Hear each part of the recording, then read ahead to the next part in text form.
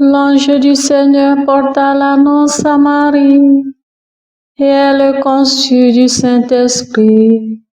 Réjouis-toi, Marie, pleine de grâce, le Seigneur est avec toi. Tu es bénie entre les femmes, et le fruit de ton sein est béni. Je suis la servante du Seigneur, qu'il me soit fait selon ta parole. Réjouis-toi, Marie, pleine de grâce, le Seigneur est avec toi. Tu es bénie entre les femmes, et le fruit de ton sein est béni. Et le Verbe s'est fait chair, et il a demeuré parmi nous. Réjouis-toi, Marie, pleine de grâce, le Seigneur est avec toi. Tu es bénie entre les femmes, et le fruit de ton sein est béni. Priez pour nous, Sainte Mère de Dieu, afin que nous soyons rendus dignes des promesses du Christ. Prions. Que ta grâce, Seigneur notre Père, se répande en nos cœurs. Par le message de l'ange, tu nous as fait connaître l'incarnation de ton Fils bien-aimé. Conduis-nous par sa passion et par sa croix jusqu'à la gloire de la résurrection, par Jésus le Christ notre Seigneur. Amen.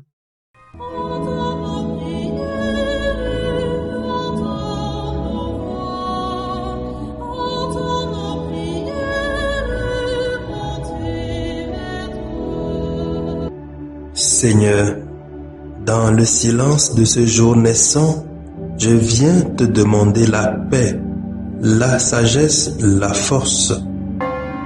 Je veux regarder aujourd'hui le monde avec des yeux tout remplis d'amour, être patient, compréhensif, doux et sage, voir au-delà des apparences tes enfants, comme tu les vois toi-même, et ainsi ne voir que le bien en chacun.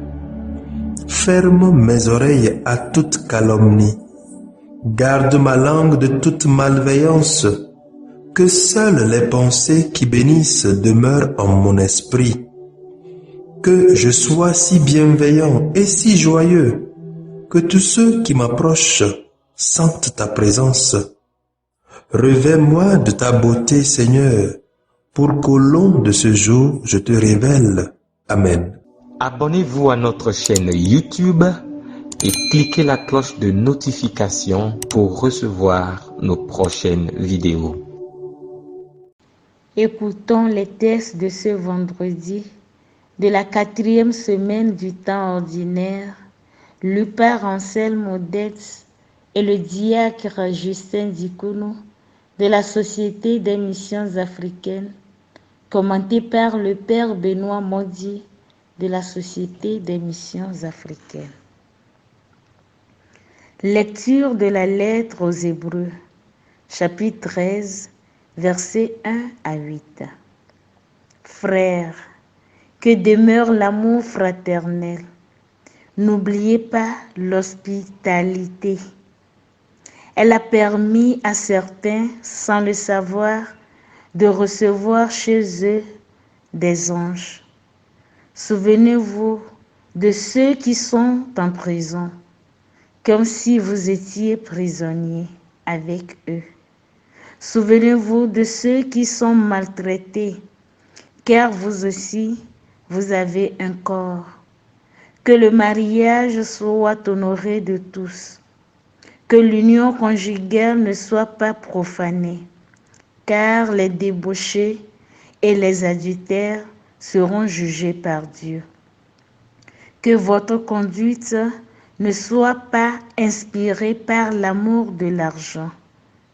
Contentez-vous de ce que vous avez, car Dieu lui-même a dit, « Jamais je ne te lâcherai, jamais je ne t'abandonnerai. » C'est pourquoi nous pouvons dire en toute assurance, « Le Seigneur est mon secours, je n'ai rien à craindre. » Que pourrait me faire un homme?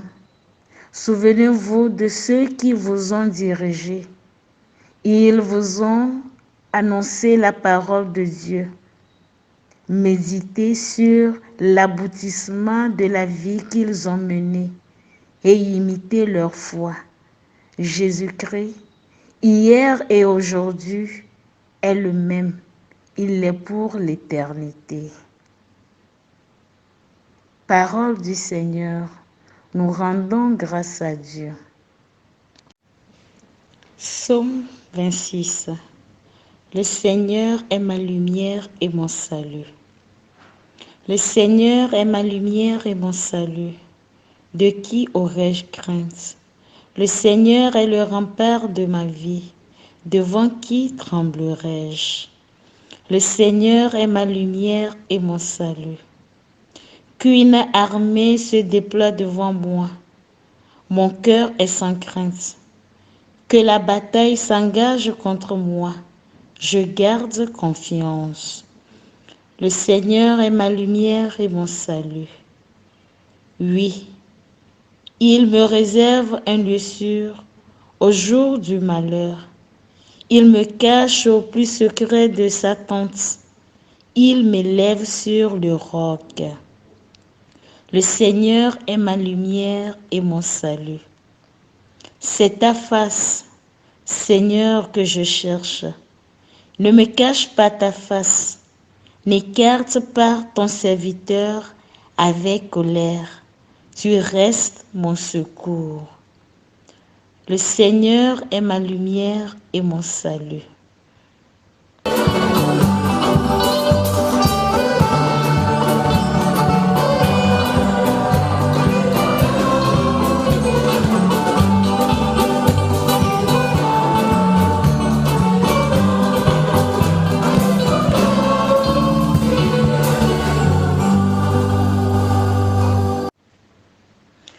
Heureux ceux qui ont entendu la parole dans un cœur bon et généreux, qui la retiennent et portent du fruit par leur persévérance.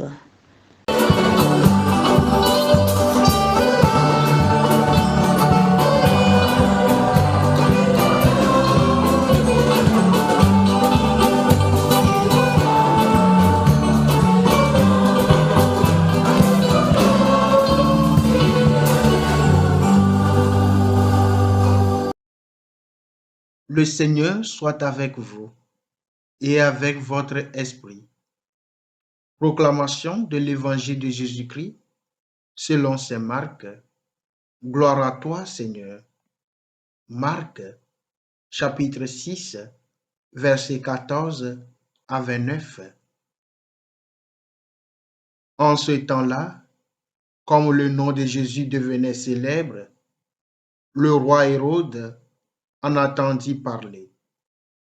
On disait, c'est Jean, celui qui baptisait, il est ressuscité d'entre les morts.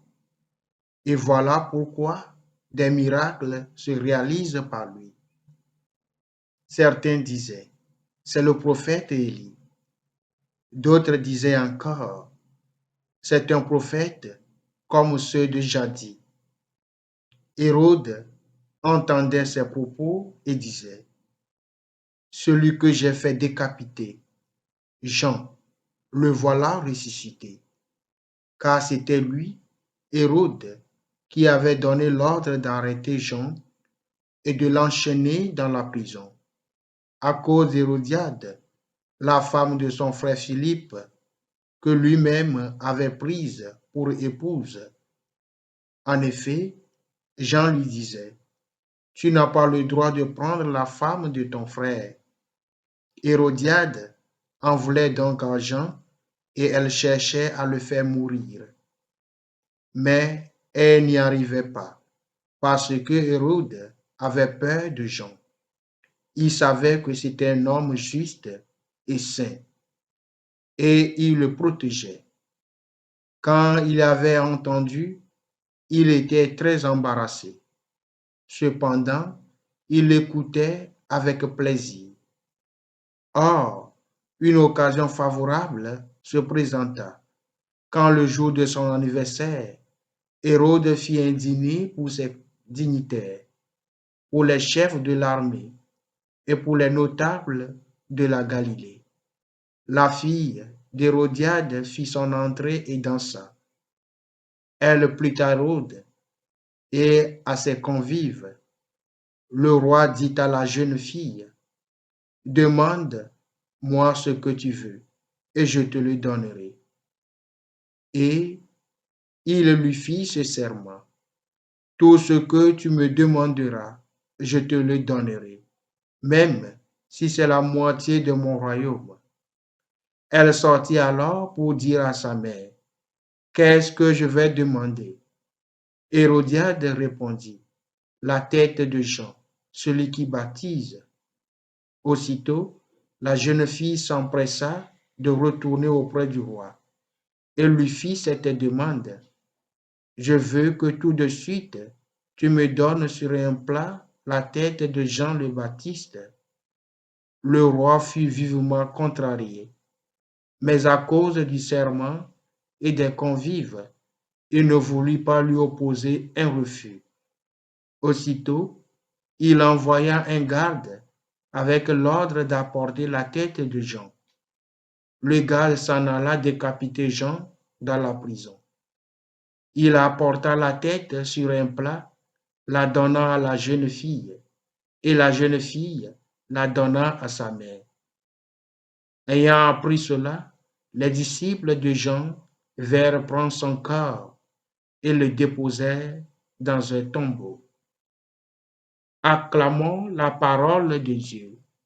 Louange à toi, Seigneur Jésus. Bien, chers frères et sœurs dans le Christ et dans l'humanité, loué soit Jésus-Christ. L'évangile d'aujourd'hui nous donne un aperçu de deux types de personnes. Et Saint Marc semble délibérément comparer ces deux types de personnes. D'un côté, il nous présente Jean-Baptiste, une personne authentique, forte, crédible et digne d'admiration. Il n'a pas peur de dire la vérité. Il parle honnêtement, avec audace et courage. Il n'a pas peur des conséquences de bonnes choses qu'il faisait. En effet, il est décapité parce qu'il n'a pas peur de dire la vérité à Hérodias et à Hérode qu'il mène une vie immorale. Et dit simplement à Hérode, il n'est pas juste que tu vives avec la femme de ton frère. Oui, notre société actuelle a besoin des Jean-Baptiste, des personnes authentiques, amies de vérité, pour faire avancer notre société. De l'autre côté, il nous présente Hérode, un type de personne faible et sans courage, quelqu'un qui a peur de perdre son rang social au détriment des autres. Sa réaction envers les différentes personnes et événements montre qu'il a une personnalité très instable et incertaine. Une preuve concrète est quand Jean-Baptiste lui reproche de vivre une vie immorale, il est en colère contre lui. Mais lorsqu'il rencontre Jean-Baptiste en prison, il commence à le craindre parce qu'il est juste et saint. De nos jours, nous sommes entourés de tant d'Hérode dont parfois nous-mêmes. Il y a tant de fois où nos principes chrétiens et moraux sont compromis par la recherche d'honneur ou de gloire personnelle. Oui, chers frères et sœurs, il y a des moments où nos valeurs chrétiennes sont compromises à cause du pouvoir et de l'avoir. Combien de fois n'avons-nous pas peur de dire la vérité sous prétexte que nous pourrions perdre un ami, une position ou une affaire? C'est pour cette raison que la première lecture d'aujourd'hui nous met en garde contre la recherche effrénée de la voix et du pouvoir, et de faire confiance au Seigneur en toutes choses, et d'être sans crainte quand il s'agit de la vérité. Très souvent, nous choisissons le silence que de prendre une position ferme dans la communauté pour quelque chose qui implique des valeurs chrétiennes et humaines ou pour sauver une vie. Bien chers frères et sœurs, à chacun de faire son choix de personne qu'il veut imiter. Que le Seigneur nous aide dans ce choix. Amen.